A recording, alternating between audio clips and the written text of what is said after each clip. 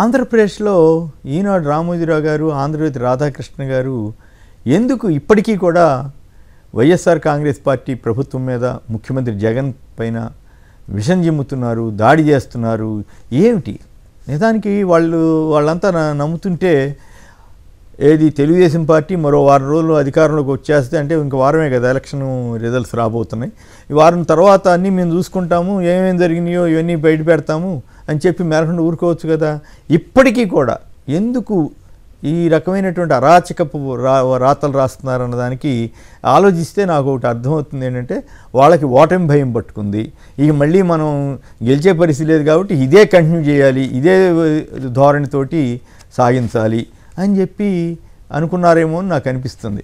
నిజంగా గెలిచే పరిస్థితి ఉంటే ఏముంది, కామ్గా ఊరుకుని తర్వాత అన్ని వ్యవహారాలు. ఇప్పుడు తెలంగాణలో ఎలక్షన్ టైం దాటిన తర్వాత, ఎలక్షన్ ఫలితాలు అయిపోయిన తర్వాత ప్రతిపక్షాలు ఏమైనా విమర్శలు చేసుకున్నాయా? 2018లో ఎలక్షన్స్ అయిపోయినాయి కదా, ఆ తర్వాత ఇట్లాగే అరాచకంగా మాట్లాడుకున్నాయా? లేదా పత్రికలు ఏమన్నా అరాచకంగా రాసినాయా? ఏం లేదు కదా. మరి వీళ్ళే ఎందుకు ఇట్లా రాస్తున్నారు, ఎందుకు ఇట్లా అరాచకంగా వ్యవహరిస్తున్నారు? పైగా ఈ సందర్భంలో ఒక విషయం చెప్పాలి. జవహర్ రెడ్డి గారి మీద ఈనాడు రామోజీరావు గారు, అట్లాగే ఆంధ్రజ్యోతి రాధాకృష్ణ చెడ రాస్తున్నాయి. అసలు ఆంధ్రజ్యోతి రాధాకృష్ణ అవినీతి బురదలో, రాజకీయ రొచ్చులో కూరుకుపోయిన ఆయన ఎదుటాళ్ళ మీద మరకలేస్తున్నాడంట, మరకలు బండి అంట. ఆయన లోకేష్ గారు ఉన్నప్పుడంట చాలా బాగా పనిచేశాడంట, అప్పుడు ఏమి ఆరోపణలు లేవంట. ఇప్పుడే జగన్ గారి దగ్గరికి వచ్చినప్పుడే అంటే లోకేష్ ఏం తప్పులు చేయలేదు, చాలా పద్ధతిగా ఉన్నాడు అని చెప్పి, అప్పుడు లోకేష్ మీద ఎన్ని ఆరోపణలు వచ్చినాయో అవన్నీ వేరే సంగతి, అన్నీ కవర్ చేసేయటం. నేను ఇందాక ఎక్కడో సోషల్ మీడియాలో ఒక మిత్రుడు తీసుకొచ్చిన వీడియో చూస్తే ఆశ్చర్యం వేసింది. లోకేష్ గారు బ్లూ షర్ట్ వేసుకుంటే అబ్బో నీలమేఘశ్యాముడు అని ఎన్టీ రామారావు లెక్క పోలిస్తూ, అంత బ్లూలో ఎంత అందం, ఎంత ఇదని చెప్పి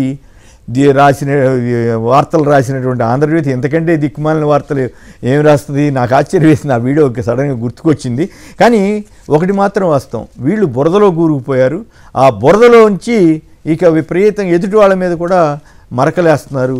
ఎందుకంటే ఎన్నికల సంఘం ఇప్పటికే ఎంపైర్ పాత్ర కాకుండా కేవలం కూటమిలో భాగస్వామి అన్న అనుమానం వచ్చేలాగా వ్యవహరిస్తోందన్న విమర్శలు మనం వింటూనే ఉన్నాం కదా. ఇది నేను ఒక నెల రోజుల క్రితమే చెప్పాను. అది ఇప్పుడు రాజకీయ నాయకులు ఆ విమర్శలు చేస్తున్నారు ఆ రకంగా. అయితే ఇక్కడ పాయింట్ ఏంటంటే, తెలుగుదేశం పార్టీ గెలిచే పరిస్థితి లేదన్నది బహుశా రామోజీరావు గారి ఉద్దేశం కావచ్చు, లేదు రాధాకృష్ణ గారు. అందుకే ఆయన గజిబిజాని కూడా వ్యాసం రాసుకున్నాడు. ఆయనకి ఇంకా మరి తెలిసిందో లేదో తెలియదు కానీ, బట్ గెలుస్తుంటే ఏం చేస్తారు? మామూలుగా ఆఫీసర్ల మీద దాడులు చేయటం, లేదా వైసీపీ ప్రభుత్వం మీద కాకుండా జనరల్ ఇష్యూస్ మీద రాస్తారు.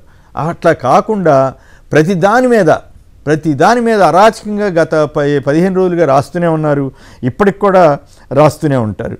ఇక్కడ తెలంగాణకి సంబంధించి ఉదాహరణకి వాళ్ళ పత్తి రైతులకు సంబంధించి పెద్ద గొడవ జరిగింది ఆదిలాబాద్లో. అక్కడ విత్తనాలు దొరక్క పెద్ద క్యూలు. మరి ఏపీలో ఎక్కడన్నా ఈ 5 ఏళ్లలో రైతు భరోసా కేంద్రాలు పెట్టిన తర్వాత ఎక్కడన్నా ఒక క్యూ చూసామా, లేకపోతే గొడవలు చూసామా? శుభ్రంగా ఎవరికి కావాల్సిన విత్తనాలు వాళ్ళు తీసుకున్నారు, రైతు భరోసా కేంద్రాల ద్వారా అంత అయిపోయింది. మరి అయినప్పుడు కూడా ఎన్నడన్నా మెచ్చుకున్నారండి ఈ 2 పత్రికలు కానీ ఎల్లో మీడియా? నానా చెత్తంతా రాశారు రైతు భరోసా కేంద్రాల్లో అట్లా ఇట్లా అని, నానా భ్రష్టు పట్టించేలా రాశారు. మరి తెలంగాణలో ఎందుకు రాయట్లా అంటే, ఇక్కడ కాంగ్రెస్కి భయం చేయాలి, అక్కడ చంద్రబాబు గారికి భయం చేయాలి. ఇక్కడ రేవంత్ అంటే భయం, సోనియా గాంధీ అంటే వణుకు వీళ్ళకి. వాళ్ళని ఈ కాంగ్రెస్ని ఎదిరించి మొనగాడిగా నిలబడ్డానికి జగన్ అంటే ద్వేషం. ఇంత నీచంగా మారారు. ఒకప్పుడు కాంగ్రెస్ వ్యతిరేక పత్రిక అని చెప్పుకున్న ఈనాడు పత్రిక ఈ స్థాయికి దిగజారింది. ఇది ఒకటే కాదు, మద్యం బ్రాండ్లు చాలా తమాషా వార్త ఇది. మధ్యప్రదేశ్ నుంచి ఓ మద్య బ్రాండ్ని తీసుకొచ్చి ఇక్కడ పెట్టారంట. ఆ బ్రాండ్ ఎవరిదా అంటే ఆ దిగ్విజయ్ సింగ్ గారికి సంబంధించిన వాళ్ళదట. అది తీసుకొచ్చి ఇక్కడ పెడితే అది ప్రతిపక్షం గొడవ చేస్తుంది. దాన్ని జూపల్లి కృష్ణారావు గారు ఖండించారు. దాన్ని చాలా ప్రముఖంగా, మామూలుగా వీళ్ళు సొంత కథనాలు రాయాలి కదా, ఇట్లా బ్రాండ్లు ఇవన్నీ అబ్బో నాసిరకం అది ఇదని నానా చెత్తంతా రాసేవాళ్ళు కదా ఏపీలో. ఇక్కడ మాత్రం రాయరంట. ఇక్కడేం రాస్తున్నారు? బీరు కొరత వచ్చింది అందుకే తీసుకొచ్చారండి. బీరు కొరత వస్తే ఇక్కడ దొరకదా? తెలంగాణలో నన్ను డిస్టిలరీలు ఎన్ని లేవు? వాళ్ళని ప్రొడక్షన్ పెంచరా? బీరు కొరత వచ్చేసిందంట. ఇంకా ఎన్నికలు అయిపోయాయి, వేసవకాలం అయిపోతుంది, అయినా కూడా సమర్థించుకునే తీరు దాన్ని ప్రముఖంగా వేసుకుంటారు ఆంధ్రజ్యోతి వారు. సో ఇవన్నీ ఎందుకు చెప్తున్నానంటే వీళ్ళ డబుల్ స్టాండర్డ్స్. వీళ్ళు కావాలని ఆంధ్రప్రదేశ్లో ప్రభుత్వాన్ని ఇబ్బంది పెట్టడం కోసం ఎట్లయినా సరే ఓడించాలనే తాపత్రయంతో వాళ్ళు ఎంత అరాచకంగా రాశారంటానికి ఇవన్నీ ఉదాహరణలు. ఇక పోస్టల్ బ్యాలెట్ ఈ వ్యవహారాలు గమనిస్తే నాకు ఆశ్చర్యం వేసింది. ఎన్నికల సంఘం మరి టీడీపీ వాళ్ళు అడగంగానే మార్చేటువంటి ఎన్నికల సంఘం కాదు, ఎన్నికల సంఘం ప్రతినిధి అయినటువంటి సీఈఓ గారు మార్చారంటే నాకు ఆశ్చర్యం ఉంది. మామూలుగా అయితే వాళ్ళు ఆయన ఎలక్షన్ కమిషన్కి ఉత్తరం రాయాలి కదా, ఉత్తరం రాసి ఇట్లా అడుగుతున్నారు ఏం చేయమంటారని అడగాలి కదా. ఈయనే సొంతంగా రాసిచ్చేసాడు. మరి అలా రాసిచ్చేయటం కరెక్టేనా? దాంట్లో ఆఫీసర్ డిజిగ్నేషను ఇవన్నీ రాయాలని రూల్ ఉంటే అక్కర్లేదని ఈయన ఎట్లా చెప్తారు?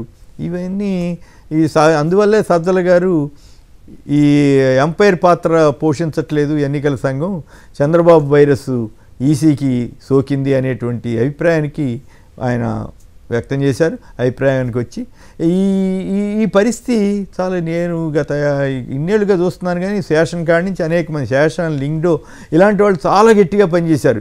కొంతమంది వీక్గా ఉన్న మరీ అంత వీక్గా అయితే ఎప్పుడు పనిచేయలేదు. ఎప్పుడు చాలా విచిత్రం ఏంటంటే అపోజిషన్ ఏదడిగితే అది చేసేయటం తమాషాగా ఉంది. సో ఈ పరిస్థితి మారుతుందా లేదా? వీళ్ళందరికీ భయం ఏంటంటే రేపు ఓడిపోతామో అనే భయంతో ఈనాడు, ఆంధ్రజ్యోతి వీళ్ళంతా కూడా ఇంత రచ్చరచ్చగా ఇప్పటికీ రాస్తున్నారనేది నాకు అనిపిస్తోంది. చంద్రబాబు నాయుడు గారు మరి అమెరికాలో ఉన్నారన్నారు. ఆయన అమెరికాలో ఉన్నారు, ఇంకెక్కడ ఉన్నారో ఆయన ఏం మాట్లాడట్లేదు. కానీ డైరెక్ట్గా ఆయన వెనక ఉండి ఇట్లాంటివన్నీ చేయిస్తున్నారని కూడా సజ్జల గారు ఆరోపించారు. సో ఇప్పటికైనా కౌంటింగ్ విషయంలో అయినా సరే ఎన్నికల సంఘం పద్ధతిగా ఉండి నిజాయితీగా వ్యవహరించకపోతే అనవసరమైనటువంటి సమస్యలన్నీ వచ్చే ప్రమాదం ఉందని మాత్రం చెప్పక తప్పదు.